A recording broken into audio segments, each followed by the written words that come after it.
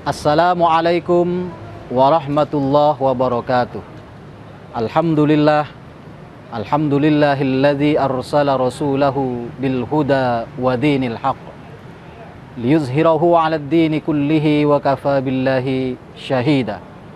Asyhadu an la ilaha illallah wahdahu la syarika lah wa asyhadu anna sayyidana Muhammadan abduhu wa rasuluhu la nabiyya ba'da.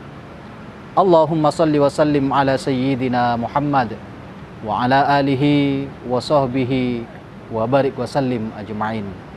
Amma ba'du. Ma'asyiral muslimin, shaimin dan shaimat yang berbahagia. Alhamdulillah,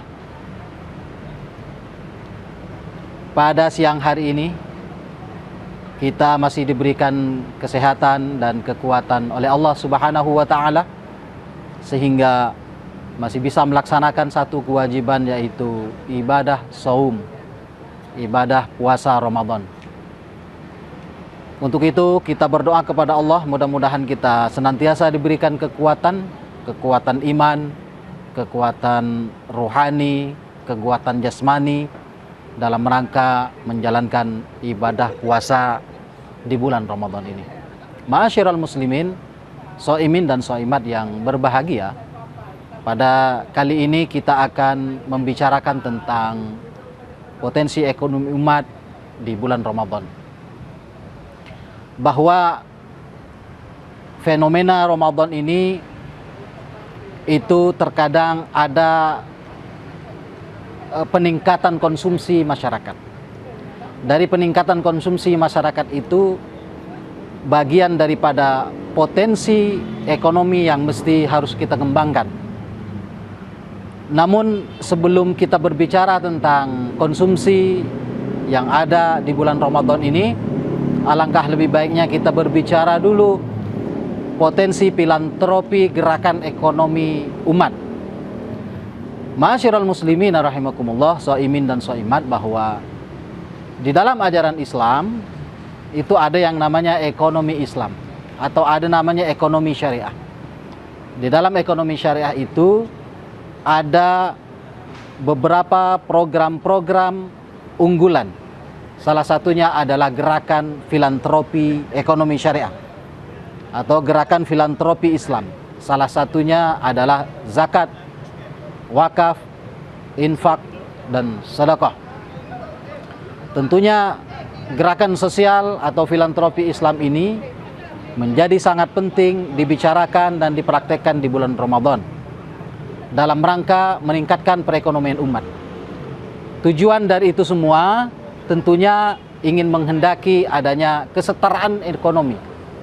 Kesetaraan ekonomi dari yang tingkat yang paling miskin atau paling bawah akan kita naikkan derajatnya ke tingkat yang lebih sejahtera dengan adanya program filantropi di dalam Islam itu berupa zakat, wakaf, infak, dan sedekah.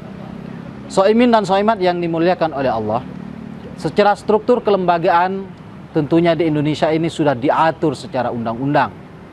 Misalnya ada undang-undang pengelolaan zakat, maka ada yang disebut dengan Badan Amil Zakat Nasional yang disebut dengan Basnas. Kemudian yang kedua, secara kelembagaan juga ada, secara undang-undang juga ada lembaga yang disebut dengan Badan Wakaf Indonesia atau BWI.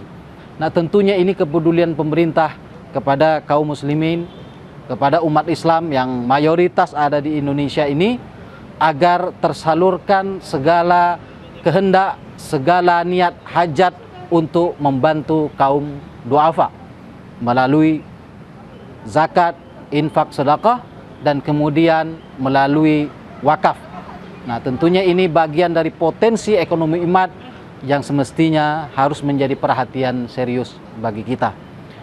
Shaimin dan shaimat yang dimuliakan oleh Allah Subhanahu wa Ta'ala, tentunya ini semua ada satu yang sangat menarik di dalam Al-Quran, di dalam surah Al-Hasyr ayat 7. Tujuan dari filantropi itu semuanya adalah agar kekayaan itu tidak hanya berputar di kalangan orang kaya saja, di dalam surah Al-Hasr ayat 7, kai la yakuna dulatan bainal aghniya'i minkum, agar supaya kekayaan itu tidak hanya berputar saja di kalangan orang kaya. Untuk itu filantropi atau gerakan filantropi atau gerakan sosial di dalam Islam ini mesti menjadi perhatian yang sangat serius untuk selalu kita kembangkan ke depan. Demikian, mudah-mudahan puasa kita adalah puasa yang terbaik pada hari ini, sehingga kita mampu meraih keimanan dan ketakwaan yang tentunya pada akhirnya tercapainya ridho Allah Subhanahu wa taala. Billahi taufik wal hidayah. Assalamualaikum warahmatullahi wabarakatuh.